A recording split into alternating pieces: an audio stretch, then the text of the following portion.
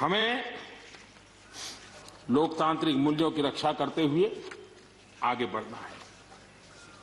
आत्मनिर्भर भारत के संबंध में भी चर्चा हुई। मैं हमारे साथी धर्मेंद्र प्रधान जी के बहुत ही अभ्यासपूर्ण और आत्मनिर्भर भारत की हमारी दिशा क्या है उसका विख्यात विस्तृत उन्होंने बयान किया है। लेकिन एक बात सही है कि आर्थिक क्षेत्र में भी आज भारत की जो एक पहुंच बन रही है, कोरोना काल में दुनिया के लोग निवेश के लिए तरस रहे हैं। सारी बातें बाहर आ रही हैं, लेकिन भारत है जहां रिकॉर्ड निवेश हो रहा है।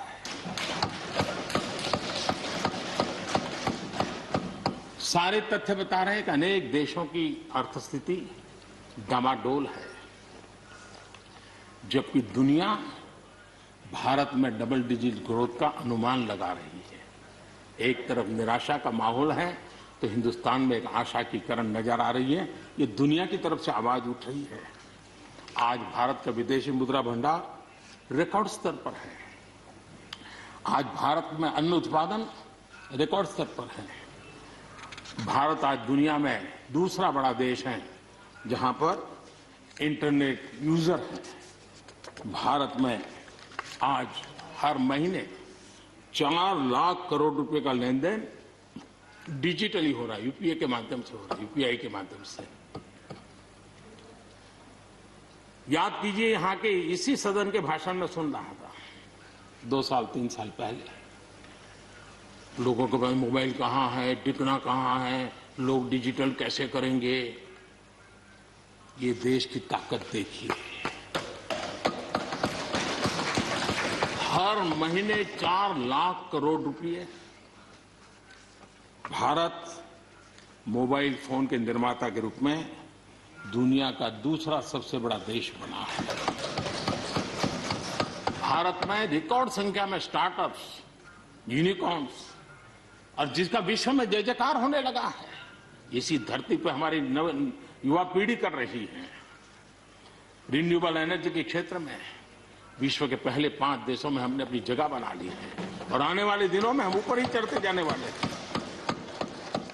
जल हो, थल हो, नभ हो, अंतरिक्ष हो,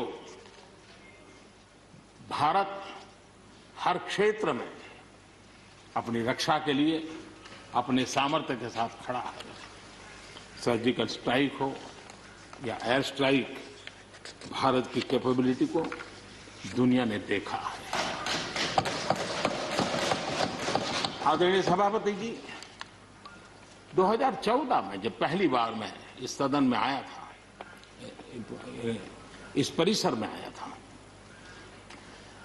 और मुझे नेता के रूप में जब चुना गया था, तो मेरे पहले भाषण में मैंने कहा था कि मेरी सरकार गरीबों को समर्पित है। मैं आज दोबारा आने के बाद भी यही बात को दोहरा रहा हूं और हम न हमारी डायरेक्शन बदली है, न हमने डाइल्यूट किया है, न डाइवर्ट किया है। उसी मिजाज के साथ हम काम कर रहे हैं, क्योंकि इस देश में आगे बढ़ने के लिए हमें गरीबी से मुक्त होना ही होगा। हमें प्रयासों को जोड़ते ही जाना होगा। पहले के प्रयास हुए होंगे तो उसमें और जोड़ना ही पड़ेगा। हम रुक नहीं सकते। जितना कर लिया बहुत है, नहीं रुक सकते। हमें और करना ही होगा। आज मुझे खुशी है कि जो मूलभूत आवश्यकता है ईज ऑफ लिविंग के लिए, और जिसमें से आत्मविश्वास पैदा होता है, और एक बार गरीब के मन में आत्मविश्वास भर गया, गरीब खुद गरीबी को चुनौती देने की ताकत के साथ खड़ा हो जाएगा। गरीब किसी का मदद के मोहताज नहीं रहेगा।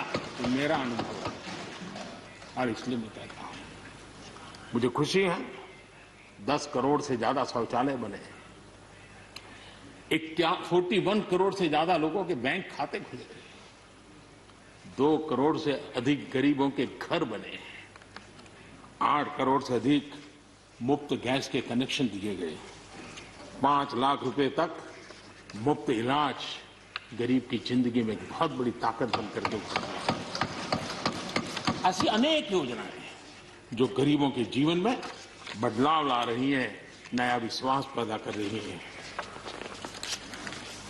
आदरणीय सभापति जी, चुनौतियां हैं। अगर चुनौतियां न होती, ऐसा कहीं कुछ नजर नहीं आएगा। दुनिया का समृद्ध में समृद्ध देश, उसको भी चुनौतियां होती हैं। उसकी चुनौतियां अलग प्रकार की होगी, हमारी चुनौतियां अलग प्रकार की है। लेकिन तय हमें यह करना है कि हम समस्या का हिस्सा बनना चाहते हैं कि हम समाधान का हिस्सा बनना चाहते हैं। बस ये पतली सी रेखा है। अगर हम समस्या का हिस्सा बने तो राजनीति तो चल जाएगी, लेकिन अगर हम समाधान का माध्यम बनते हैं तो राष्ट्रनीति को चार चांद लग जाते हैं।